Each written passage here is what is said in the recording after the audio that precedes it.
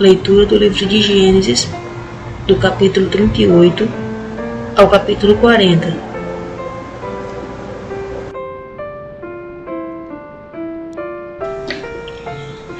Gênesis capítulo 38. Por volta daquela época, Judá deixou seus irmãos e armou a sua tenda perto de um homem adulamita, chamado Ira.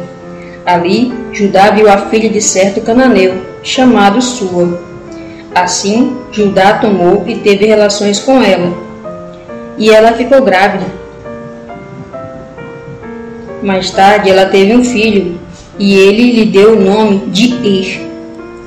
Ela ficou grávida novamente e teve um filho, e lhe deu o nome de Onã. Mais uma vez, ela teve um filho, e lhe deu o nome de Selar. Ele estava em Asquizibe, quando ela deu à luz. Com o tempo, Judá tomou uma esposa para Er, seu primogênito, e o nome dela era Tamar. Mas Er, primogênito de Judá, desagradava a Deus, por isso Deus o entregou à morte.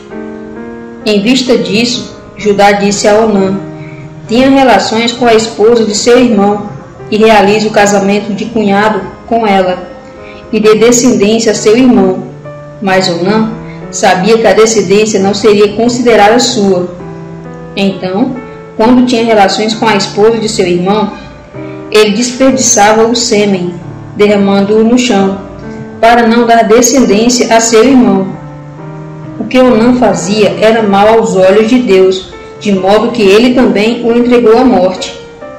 Judá disse a Tamar, sua nora: more como viúva na casa de seu pai, até que meu filho Selá crescer.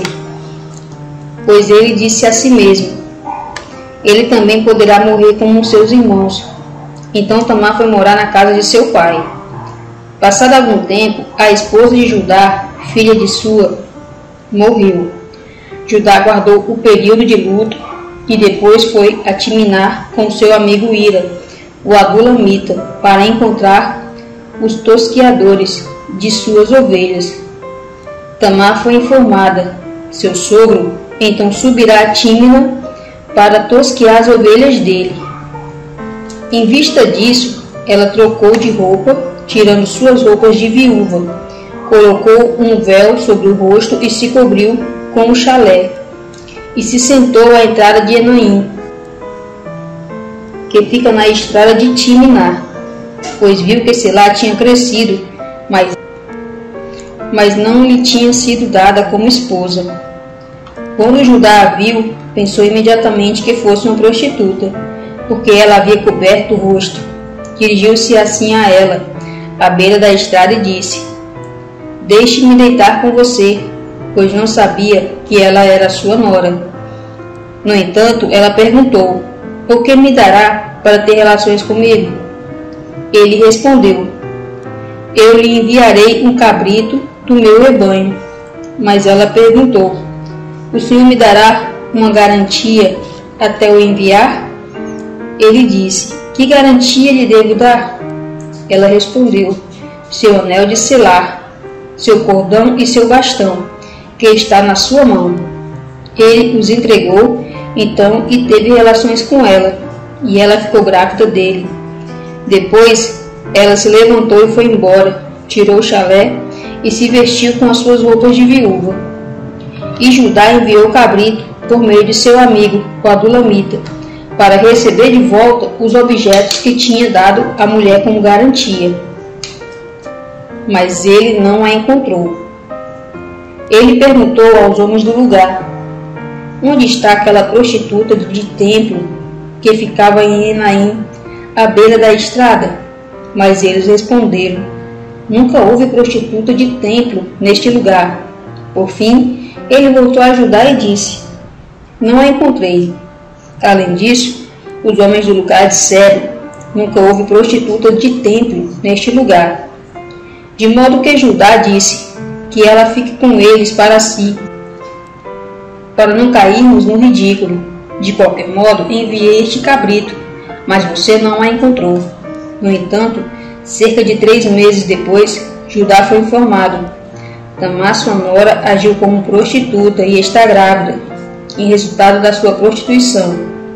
Judá disse então: tragam-no para fora, a fim de que seja queimada. Quando estava sendo levada para fora, ela mandou dizer ao seu sogro: eu estou grávida do homem a quem pertencem estes objetos.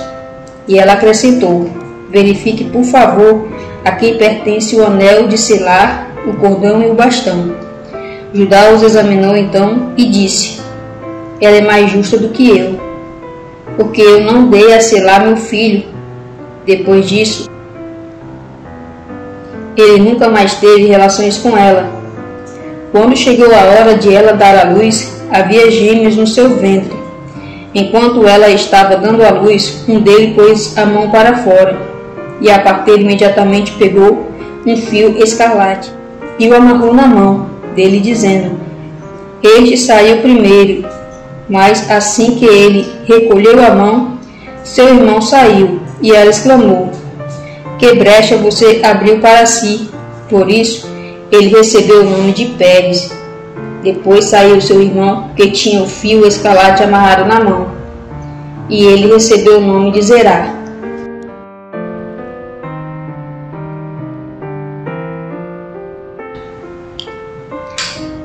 Gênesis capítulo 39. José foi levado para baixo ao Egito, e o egípcio chamado Potifar, que era oficial da corte de Faraó e chefe de guarda, comprou dos ismaelitas, que o havia levado para lá. Mas Deus estava com José, de modo que ele se tornou um homem bem-sucedido e ficou responsável pela casa de seu senhor, o egípcio. E seu senhor viu que Deus estava com ele, e que Deus tornava bem-sucedido tudo o que ele fazia. José achava favor aos seus olhos e se tornou seu servo particular. Assim, Potifar o encarregou da sua casa e pôs sob a responsabilidade dele tudo que era seu. A partir do momento em que o egípcio o encarregou da sua casa e de tudo que era seu, Deus abençoou a casa do egípcio por causa de José, e a bênção de Deus estava sobre tudo o que ele tinha na casa e no campo. Por fim, Potifar deixou tudo o que era seu aos cuidados de José, e não se preocupava com coisa alguma, a não ser com o que comia. Além disso, José se tornou bonito e de belo porte. Algum tempo depois, a esposa de seu senhor começou a reparar em José e a dizer: deite-se comigo. Mas ele se recusava e dizia à esposa de seu senhor: meu senhor não sabe nem o que há comigo na casa, e tudo o que ele tem entregou aos meus cuidados. Não há ninguém maior do que eu nesta casa, e ele não me negou absolutamente nada, a não ser a senhora, porque é a esposa dele. Portanto, como eu poderia cometer essa grande maldade e realmente pecar contra Deus? Assim, dia após dia, ela falava com José, mas ele nunca concordou em se deitar com ela, nem em estar com ela. Mas certo dia, quando ele entrou na casa para fazer o seu trabalho, nenhum dos servos da casa estava ali. Então, ela o agarrou pela roupa e disse: deite-se comigo. Mas ele deixou a roupa nas mãos dela e fugiu para fora. Quando ela viu que ele havia deixado a roupa nas mãos dela e fugido para fora, começou a gritar, chamando os homens de sua casa. Dizia-lhes: vejam, este hebreu que meu marido nos trouxe quer fazer de nós objeto de riso. Ele veio me procurar para se deitar comigo. Mas eu comecei a gritar ao máximo da minha voz, e assim que ele me ouviu gritar, deixou a sua roupa ao meu lado e fugiu para fora. Depois disso, ela deixou a roupa dele ao seu lado até que o senhor dele chegou em casa. Então, ela lhe disse a mesma coisa: o servo hebreu que você nos trouxe veio me procurar para fazer de mim objeto de riso. Mas assim que comecei a gritar, ele deixou a roupa do meu lado e fugiu para fora. quando seu senhor ouviu as palavras de sua esposa: foi isso que o seu servo me fez. Acendeu-se a sua ira. Então o senhor de José o entregou à prisão, o lugar onde ficaria detidos os prisioneiros do rei. E ele continuou ali na prisão. Mas Deus continuava com José. Ele demonstrava amor leal. Ele concedia favor aos olhos do carcereiro-chefe. Assim, o carcereiro-chefe encarregou José de todos os prisioneiros que havia na prisão. E era ele que administrava tudo que se fazia ali. O carcereiro-chefe não se preocupava com absolutamente nada do que estava aos cuidados de José, pois Deus estava com José, e Deus tornava bem-sucedido tudo o que ele fazia.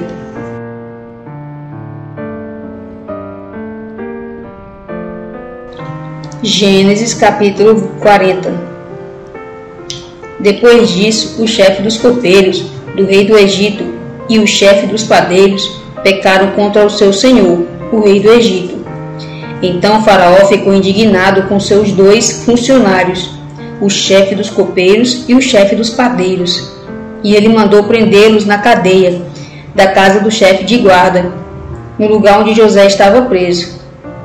E o chefe da guarda determinou que José ficasse com eles e cuidasse deles, e eles ficaram algum tempo na cadeia. Certa noite, tanto o copeiro como o padeiro do rei do Egito, que estavam detidos na prisão, tiveram um sonho, e cada sonho tinha sua própria interpretação.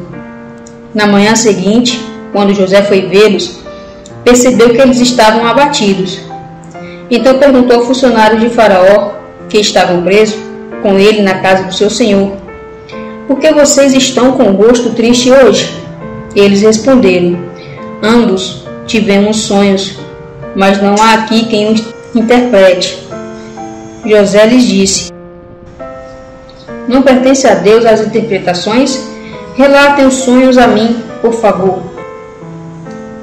O chefe dos copeiros relatou seu sonho a José. Ele disse: no meu sonho havia uma videira diante de mim.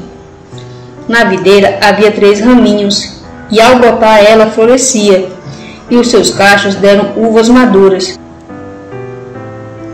O copo de Faraó estava na minha mão, e eu peguei as uvas e as espremi no copo de Faraó. Depois disso dei o copo a Faraó.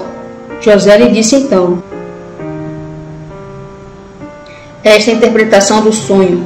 Os 3 raminhos são 3 dias. Daqui a 3 dias, Faraó levará você para fora e o restituirá ao seu cargo. E você dará o copo a Faraó, como fazia antes, quando era seu copeiro.